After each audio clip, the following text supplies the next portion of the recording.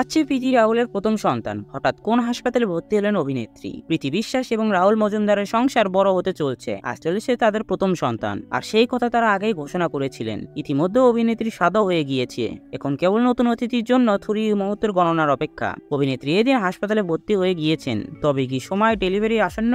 প্রীতি বিশ্বাস এদিন ইনস্টাগ্রামে একটি ভিডিও পোস্ট করেন, সেখানে দেখা যাচ্ছে কমলা রঙের একটি ড্রেস পরে তিনি রিলস বানাচ্ছে। ভিডিওর উপরে লেখা আছে, সকালে রিল বানিয়ে চিকিৎসকের কাছে চেকআপের জন্য যাচ্ছিলাম। তারপর ভিডিওর পরে দেখা গেল তিনি হাসপাতালের বিছানায় শুয়ে, তার মা তাকে আদর করছে। আর ভিডিওর উপর লেখা আছে, হাসপাতালে ভর্তি হয়ে গেলাম, তবে না, এখন রাহুল আর প্রীতি সন্তান আসছে না। চেকআপের জন্য ভর্তি হয়েছিলেন তিনি। আগামী সেপ্টেম্বর মাসে জন্ম নেবেন তাদের সন্তান। ফলে এখন বোঝাই যাচ্ছে আর কিছুদিনের অপেক্ষা তাদের প্রথম সন্তানের আসার। প্রসঙ্গত, প্রীতি বিশ্বাস এবং রাহুল মজুমদারের দুজনকে ছোট পর্দার অতি মুখ চেনা। রাহুল মজুমদারকে শেষবার স্টার জলসায় জনপ্রিয় মেগা হরগৌরী পাইস হোটেলে দেখা গিয়েছিল। এদিন প্রীতি এই ভিডিও পোস্ট করতেই সকলে তাকে শুভেচ্ছা জানিয়েছে। দর্শনা বণিক একটি লাল হৃদয়ের ইমোজি দিয়েছেন, আর একজন অনুরাগী লিখেছেন, কোল আলো করে গোপাল আসু। দ্বিতীয় ব্যক্তি লেখেন, সব ভালো হবে, নিশ্চিন্তে থাকুন। তো বন্ধুরা, ভিডিওটি কেমন লাগলো কমেন্ট করে জানান, আর আমার লেটেস্ট গসিপস এর আপডেট পেতে আমাদের চ্যানেলটি সাবস্ক্রাইব করুন।